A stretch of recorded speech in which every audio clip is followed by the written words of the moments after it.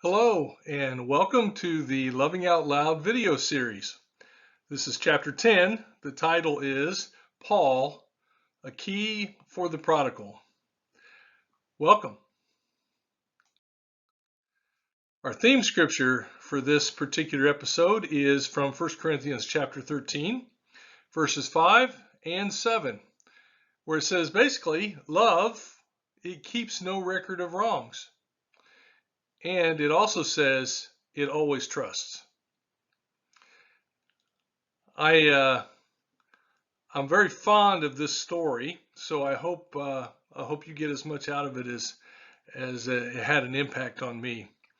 It goes back to the Fairlawn Church, where I, as a very young person, was introduced to faith, introduced to God. Well, I guess my dad did that originally, but my neighbor Emma, you may remember from an earlier episode, introduced me to the Fairlawn Church, and this is also the place where Dolores typed my term paper, also a previous earlier episode, and where I used my mouth once too often with the youth group in the story about Christy's friend. So Fairlawn Church had a very big part of my youth, and this episode harkens back to that. Let me ask you a question. Have you ever said goodbye to someone, not realizing that you wouldn't see them again for a very, very long time? Maybe forever. You may never see them again. I think back to many of the kids I went to high school with. We walked graduation together. We went through years and years of school together. And I didn't even consider the idea that after we graduated, I probably wouldn't see most of them again in person. Even some of them I was pretty good friends with. Even to this day, I have not seen since graduation.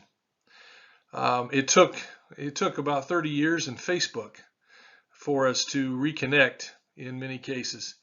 Maybe you go off to one college and they go to another, or you don't go to college and they do, or vice versa. But your lives go in different directions, and you lose connection with people that, for that period of time in your life were very, very important to you. I think about one of my college professors. He was Williamstown Bible College, so he was a preacher. And later on, after I graduated from college, we ended up in the same town and in the same church. And I'm very fond of him. I still am. And we had one particular evening. We were all gathered together for a special occasion. It wasn't a positive special occasion, but it was a special occasion. And I had my work pager, and my work pager went off.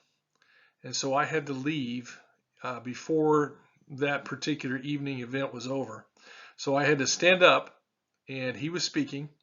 He and I caught our eyes, acknowledged each other. I walked out the door. That was 1994, and I've not seen him since. And we've spoken on the phone once or twice. We connected on Facebook. I'm friends with many other people he's connected with. We will eventually see each other, I'm sure. And I have no animosity. The fact is just our lives went suddenly, unexpectedly, in two very different directions. I wasn't expecting it. Sometimes life throws us curveballs. Sometimes we're just oblivious of what our choices are going to do to some of those relationships, and we lose connection with people. Time speeds by, and before we know it, important people are left behind. We're basically in our rearview mirrors. It happens, right? Can you think of someone in your life that's happened with? Maybe it was high school friends, maybe it was college friends, maybe it was someone else. Think about that for just a second. We'll get into the key for the prodigal. That's the second. That's the subtitle for this class. Paul is the main character, and Paul it still is a prominent member of the Fairlawn Church in Muncie, Indiana. And I knew Paul when I was a youngster. When I say youngster, I mean high school kid. And I was friends with his boys, and um, he and his son David and I used to hang together when we'd go to Cincinnati Reds games, or we would go to the Kings Island, things like that, in the youth group. Um, but when I was a kid, Paul was an adult. I didn't think too much about him.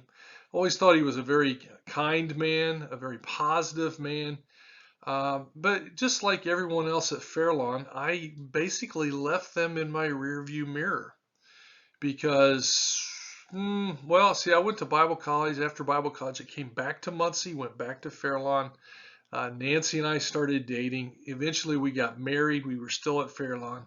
And then in 1986, we moved to South Carolina for the ministry. When I moved back to Indiana in 87, we moved to Indianapolis, not Muncie, and we went to a different church. That church was very active, very busy, very demanding, had a lot of activities, and we got fully engulfed in all of those things and lost track of our relationships with the people at other places, including Fairlawn. Fast forward to 1990, Nancy and I moved back to Muncie, and you would think at that point in time, I moved back there for work. Work took me back to Muncie. You would think that I would have looked up my old church family at Fairlawn, but I didn't. I became so engulfed in that church from Indianapolis that when I moved to Muncie, they had a small pocket of members in Muncie, and we just merged right in with that group. And I really had no contact other than a couple of times requesting the use of their facilities. Other than that, had no real relationship, no fellowship with my Fairlawn family in Muncie. So for basically 10 to 13 years or so, I had almost zero contact with the Fairlawn Church. You figure that's over a decade, almost a decade and a half. And then in 1990, I'm back in Indianapolis. Oh, strike that. In 2000, I'm back in Indianapolis. My mom and dad have moved in with us, and my dad passed away. He sold his house in Muncie, but the funeral was in Muncie. And I don't know about other places. I don't know about where you're at, but it's tradition in the Midwest when you have a funeral for the family to gather for a meal, kind of a reception following the funeral. We had no place to do that. My brother and my sister both lived in Muncie, but their homes were very small, not nearly large enough to hold the reception. My mom and dad's house was long gone in someone else's ownership, and I needed to figure out where are we going to have this particular event. And so then I thought, well, maybe Fairlawn would let us use their fellowship area. Maybe they'd let us use their fellowship area for my dad's funeral. I thought maybe they would rent it to me if they didn't already have some other obligation. Maybe they would at least rent it out. I had no idea what they would charge. I had no idea if they would even want to let me use it. But I thought I'll at least try. It was my best option. So I went to the Fairlawn building, and I rang the bell, and down came Paul. And well, Paul was someone, when I see Paul, he's kind of like Barnabas. He was a son of encouragement. He was always a very encouraging man. And so when I saw him, I was kind of encouraged myself in seeing him, but I still had no idea whether they would be amenable to it. So Paul let me in the building. We walked up to his little office. He was the church administrator at the time. And we walked up to his little office, which happened to be the same little office where Dolores had typed my term paper. You may remember that story from a few chapters back. Same little office, tiny little space. He sat down behind his desk. I sat down beside the desk, and he says, "Mike, how can we help you?" And so I started in on my story about how my dad had passed away and we had no place to hold the reception following the funeral, and I gave him the date of the funeral. Before I even got the words completely out of my mouth, he opened up the middle drawer of his desk and pulled out a key, and he handed the key to me.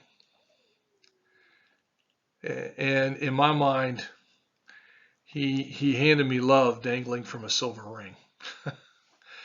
I looked at him. I said, "Paul, I haven't been here in over 10 years, and you're just going to give me the key to the building? No questions asked, no rental fees, no forms to fill out." And he just looked at me and he said, "Mike, you're one of us." Like I said, I hadn't seen Paul in 10 plus years. I think I probably teared up right now. I'm surprised, frankly, that I'm not tearing up as I tell the story. You see, Paul, like we read in 1 Corinthians, he kept no record of wrongs. He didn't keep a record of the fact that I had neglected my relationship with both him and the Fairlawn Church. He trusted me by giving me a key to the building, and he re-embraced our relationship. It touched me so deeply that I recommitted myself to staying in contact with my Fairlawn family. And while the last couple of years with the pandemic have sort of kept me away, I'm planning to be back for another visit very, very soon. They're still very, very important to me, and ever since then I've made it a regular occurrence to show up there, usually about once a year, with the exception of the pandemic.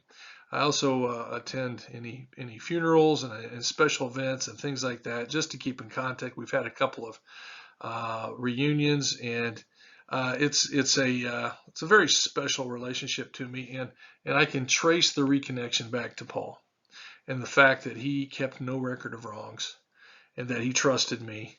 Basically, he loved me that day. When he pulled that key out of the desk, I can't really put into words what that means to me, how that really kind of changed my life. Now, I'll tell you, that's not everything. That's not the end of the story. We had the funeral. We had the procession to the cemetery. We had the final words for my father on a cold, wet day, and then the family went back to Fairlawn, and there was Paul and Wanda, his wife, in the kitchen preparing the food, along with other members of the Fairlawn Church, who they had recruited to come out and serve me and my family. They worked side by side with some folks that were from the church in Indianapolis that we attended, that were also there. They worked hand in hand with them, but they pulled food together. They got other people to volunteer to be there, and they served my family that day. When I was thinking about writing the book, I thought about Paul's example and how he just truly exemplified an example of loving someone. And I saw him not long before I published the book. And unfortunately, it was at a funeral, but I saw him and I told him I was going to do this chapter, and I told him about how the impact was on me. And he goes, it's all because of his wife, he said. He gave all the credit to Wanda. He said, if she hadn't loved me first, I wouldn't have had the character I needed to love you on that day.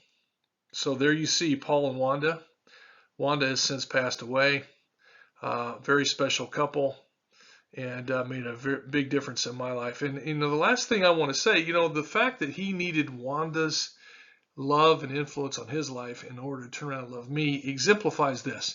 When you really love someone, that love is compounded. it spills out and splatters all over other people. Because when you love someone else, then they turn around and they pay it forward.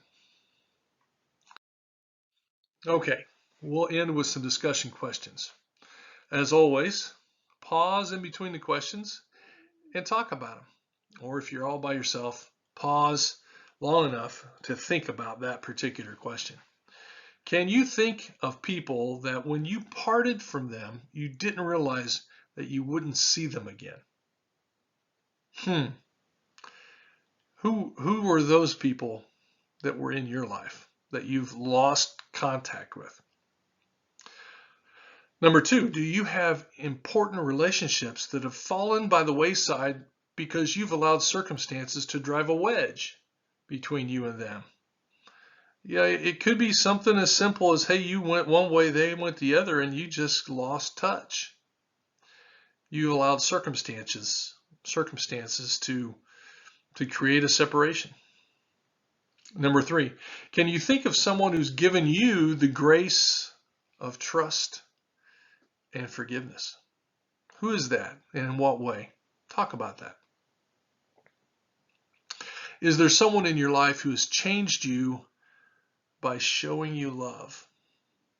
They loved you in a way that touched your heart and changed the way that you act toward others.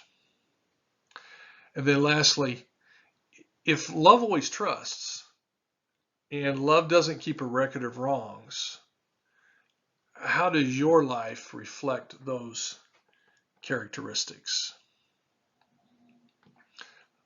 Probably some hard questions in there. Give it some thought. Ready for your weekly challenge? Here you go. This week's weekly challenge is think of an individual who is important to you, but with whom you've fallen out of touch. Take some actual steps to find them and reconnect. It's much easier now than it ever used to be through social media and things like that, but reach out, try to find them, make some contact, reconnect. See if you can regenerate that friendship. I've regenerated a number of connections and relationships over the last 10 years, and I can tell you it feels sweet when you successfully do that. Okay? All right, next week we're going to talk about Brian, a superhero and his sidekick. And I'll add in a little bit of TMI. Think about that. Catch you next week. Thanks.